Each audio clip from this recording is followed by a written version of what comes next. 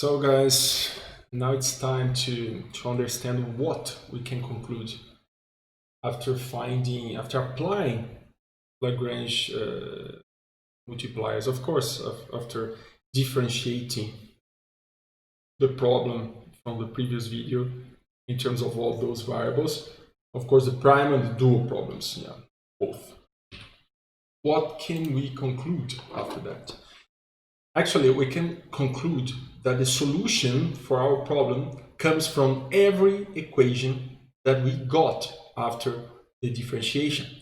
So all those equations considered like variables x1, x2, x3, and x4, z1, z2, z3, and z4. So I just decided in this, this solution that we are going to write together, we are going to represent x as a diagonal matrix, okay? And z as a diagonal matrix as well. And of course, those diagonal matrices, just to show you, we are going to have something like this. Consider we have like some value for x1, like 1, 2, 3, and 4. For x1, 2, 3, and x4.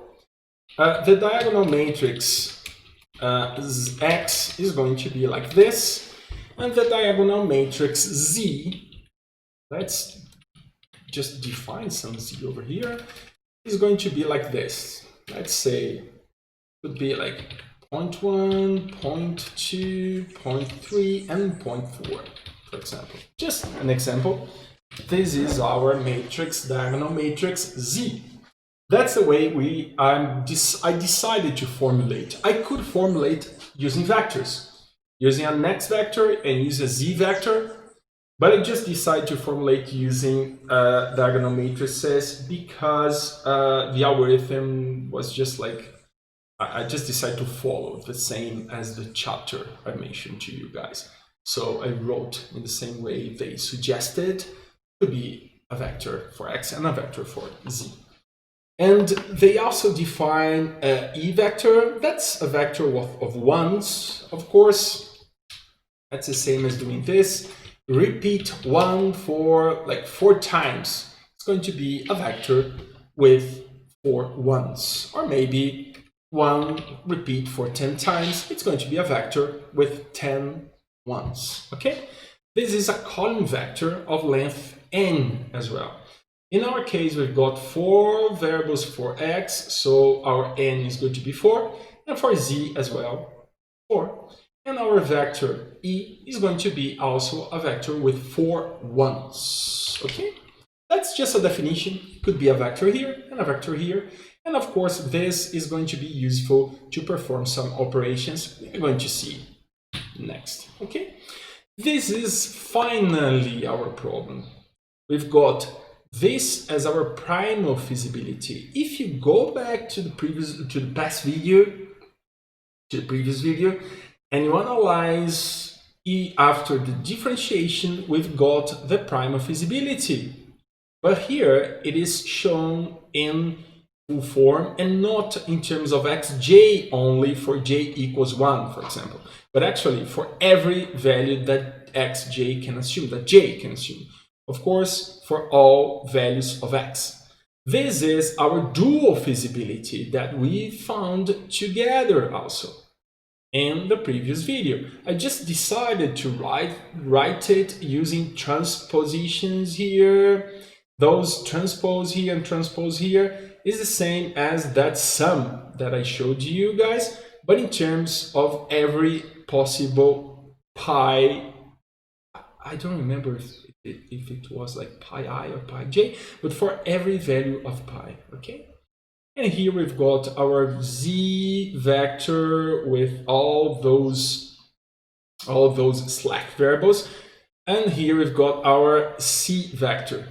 Actually, it's not even necessary, this transposition here. Maybe if I put the transposition here, I could add transposition here as well, but it's just a c vector. Okay, equals 0.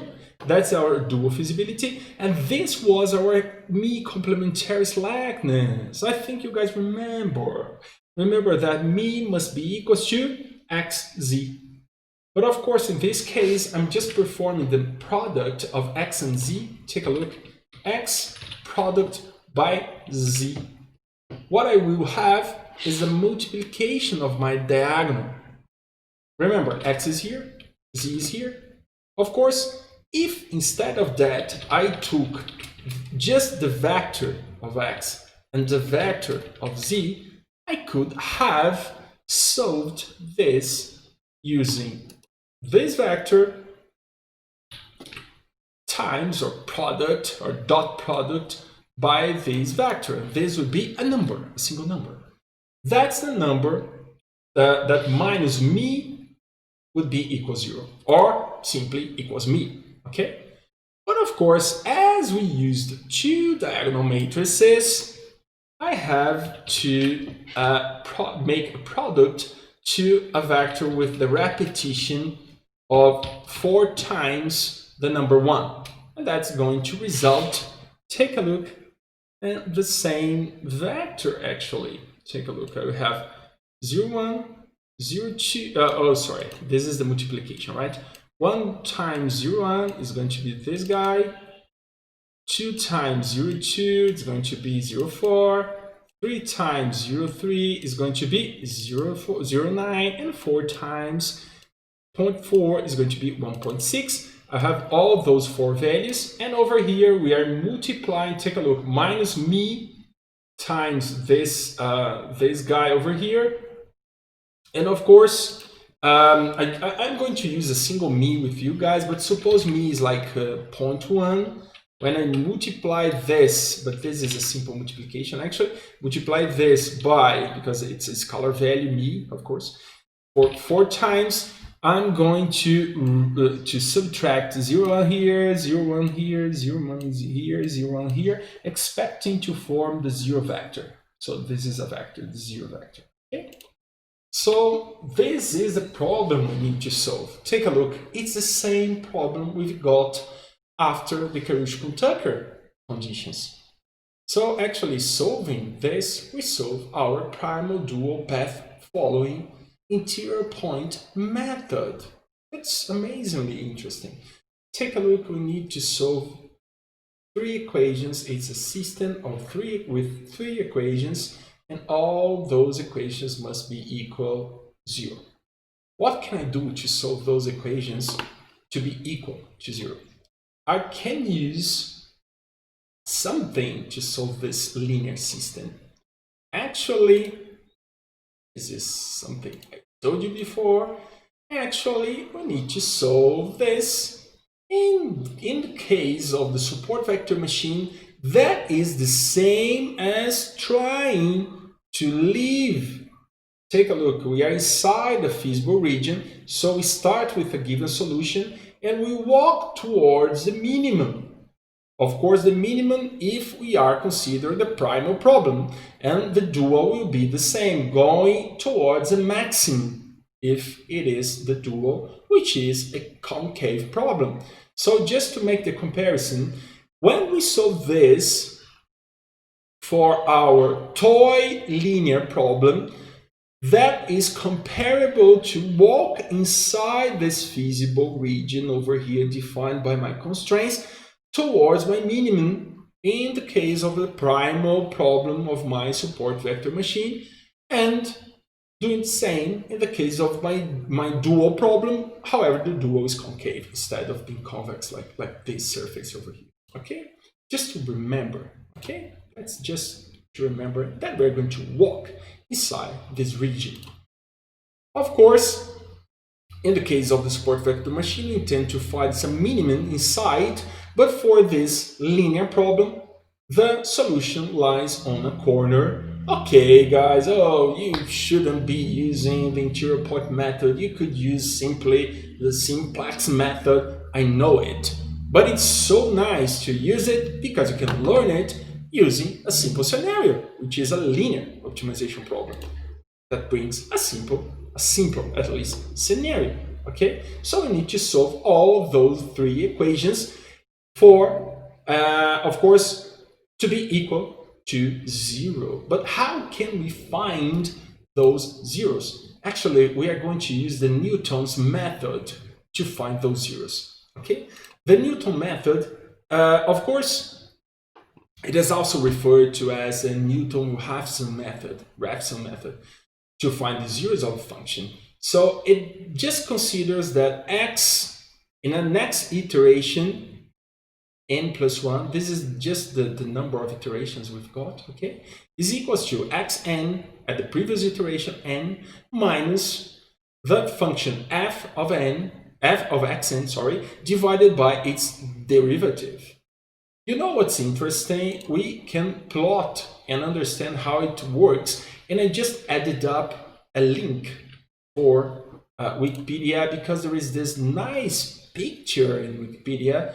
Actually, it's a GIF, animated GIF, just to show how it works. Of course, it works like this. Let's take a look after. Let's wait. It's nice when it starts with this x1. So our first solution is going to be some guess. We are going to guess some initial point x1 over here, and we are going to compute f of x1. And after dividing that by the derivative of x1 f at that point x1, we are going to find x2. From x2, we are going to find a next point x3 and x4 and so on up to find this point in which my function, take a look at the function, is going to be equals to 0. Take a look at this. It's going to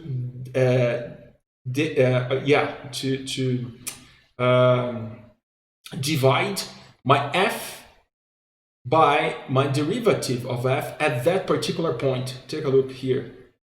F divided by my f at that particular point. It's so fast, man. My f, oh, it doesn't stop.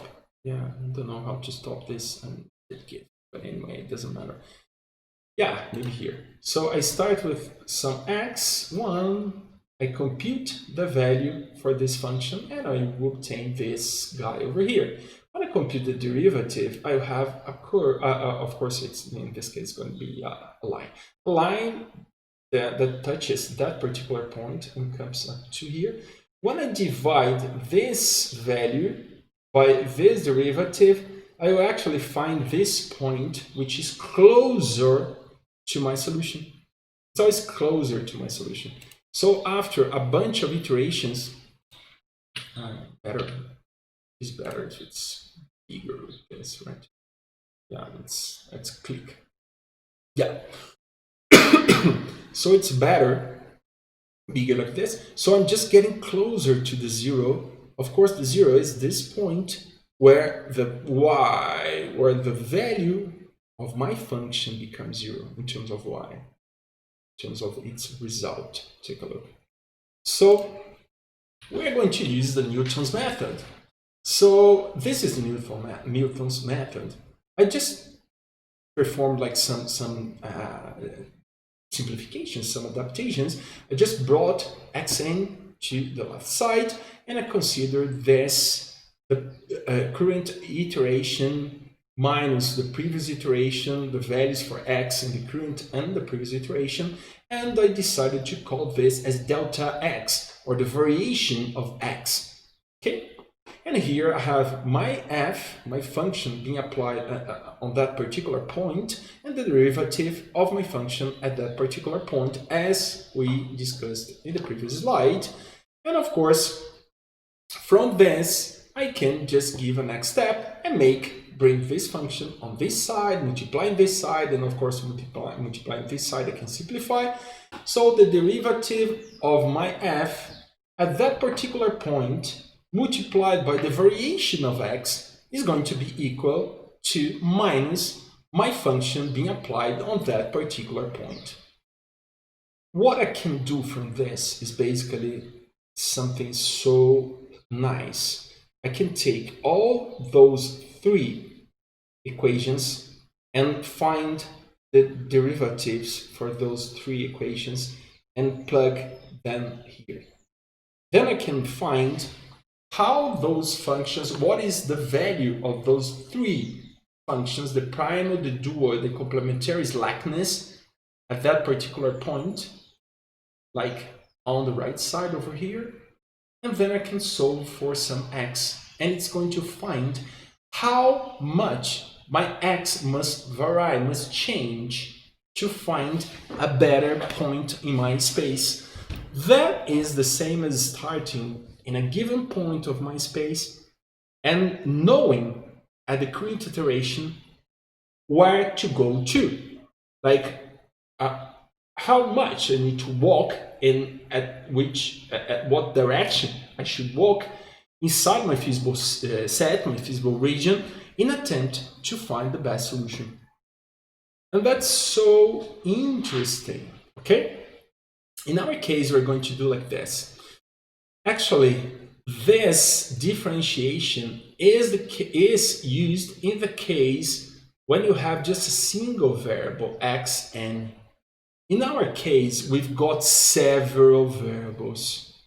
What we should do? We should actually use a Jacobian matrix. A Jacobian matrix is just a matrix with all derivatives we've got for every function. Take a look here, f1, f1, f1 along a row in terms of every variable, x1, x2, xk. Second function, f2 in terms of x1 to xk, and fk in terms of x1 to xk.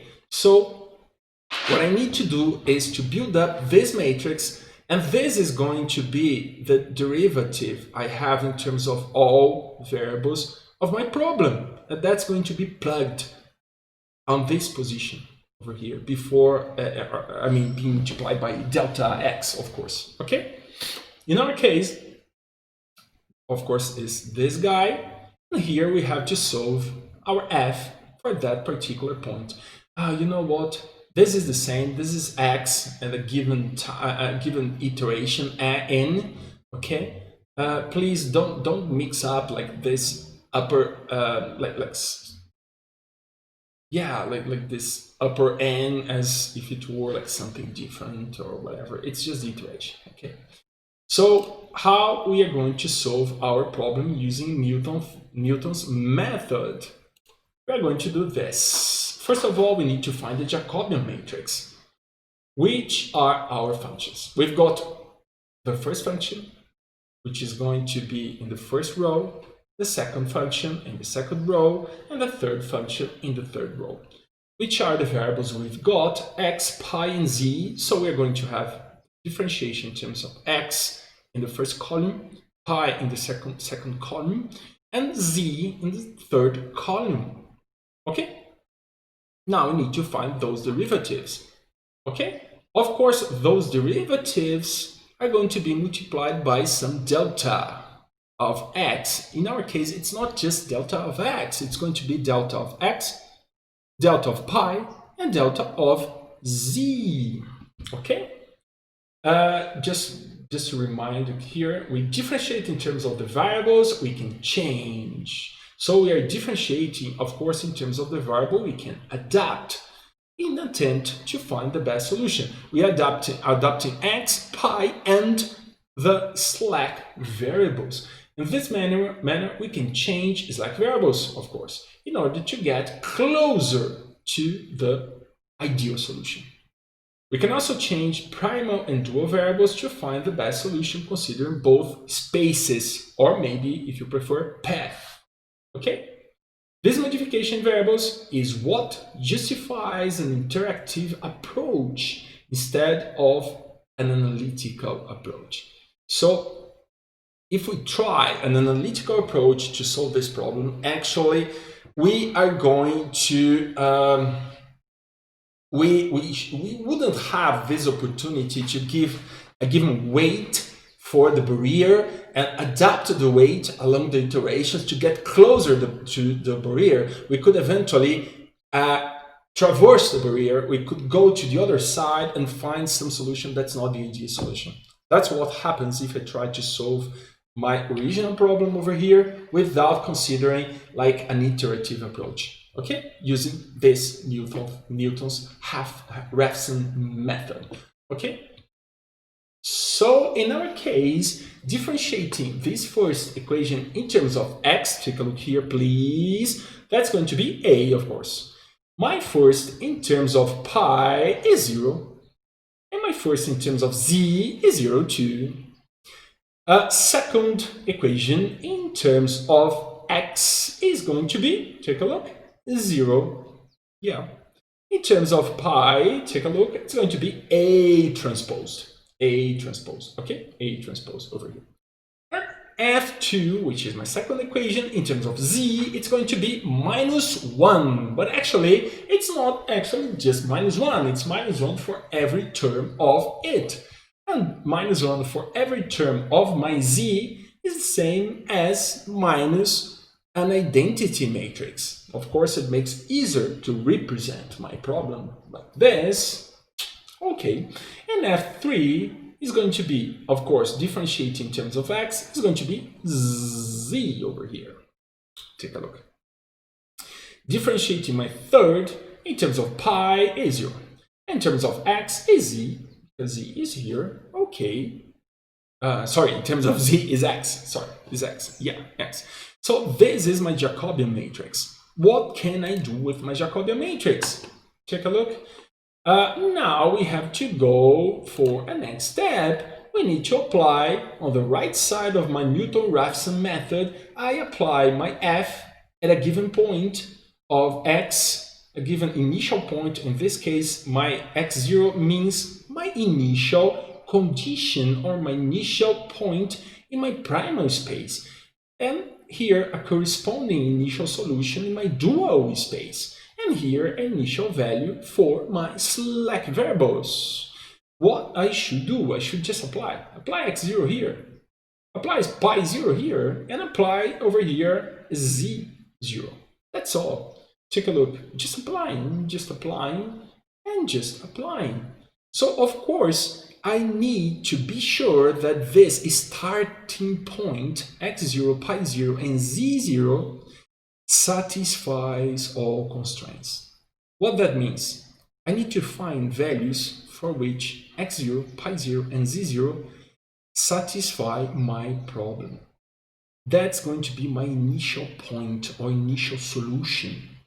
From that particular solution, we are going to walk inside our space and attempt to find the best solution for our toy problem, and then later for the support vector machine optimization problem. Another step, of course, given our Newton's method, what I will have is my Jacobian matrix on this side times my delta x. But remember, what's going to be delta x? This column multiplies by delta x, this by delta pi, because pi was the term being differentiating here. Take a look. And then here by z, that's why we have delta z. This d, you can just remember delta. You can use like small delta, like a lowercase delta if you prefer, guys, okay? Equals what? Minus my function. So minus my function applied, my first function applied on x0, my second applied on pi 0, and my third applied on z0. So what I will have over here is the application of my first function. Take a look. Given here we've got some initial x, like x0. Here some pi 0. This is my second equation, just minus the second equation, and the third. And that's my system that I need to solve in an iterative way. You see that, yeah, the solution is there. You know what? Now I want you guys to implement this for the next class, and then in the next class I will discuss my solution. Here is the solution. Let's see. Yeah, that's the solution. I just found what is dx, so I just multiply like this. A multiplied by dx, okay, must be equals to this guy. And of course, 0 times d pi and 0 times dz. 0 times dx plus a transposed d pi plus actually minus the identity matrix times dz is going to be the second equation minus, of course, the second, and z times dx plus 0 times d pi and x dz is going to be equals to minus this third equation. From that, I found d pi, dz, and dx. And I want you guys to find those guys manually, please. Try to find those guys manually. D pi, dz, and dx. It takes like some time actually to solve this, to find those d's. Okay, it's not that easy, but I can give you like some easy way to think. Of course, every time I have a row of my Jacobian matrix in which I have a single value for that particular row, that's going to simplify a lot my solution. So I just depend on A to multiply by dx to find this guy. So I can use this guy, I can solve this guy first and apply its result on the others. Take a look, what is easier? It is, of course, to find this guy dx. Next, I recommend you guys, of course, to find the next row that is easier to find. Looking at this matrix, is it easier to find something that depends on A transposed? And here is just identity minus identity matrix. This is just ones in the diagonal. That's easy. Of course, here 0, but here I depend on z and x. But what about the other side? Here I depend on a bunch of things. And here I also depend, but on less things, just x and z's, and me, of course. Is it easier to find maybe d pi or maybe dz beforehand, before maybe finding dz to find d pi later, or vice versa? Try to find those guys. After finding those guys, implement this solution. What you are going to do? You are basically going to set up some initial solution. Of course, just remember this. If you start with a given primal solution, you need to verify how its counterpart will be in the dual space. Again, you can guess a first solution in your primal space. But how that particular solution is going to be mapped? What is the correspondent in the dual space? It's not difficult, just think about that. After finding that, from those 2 points, one in the primal, one in the dual, you can compute the z, which means you can compute the slack variable. And then you can set up some value for me. You can start like with me equals, I don't know, 1 or 2. And then along the iterations, you are going to decrease gently, of course, this me to find your solution. Let's verify if you guys found the perfect solution. For this toy, you guys know the solution already, right? Let me go back. No, it's in the other set of slides. Yeah, the perfect solution is in the previous video, actually. Okay? See you guys on next class.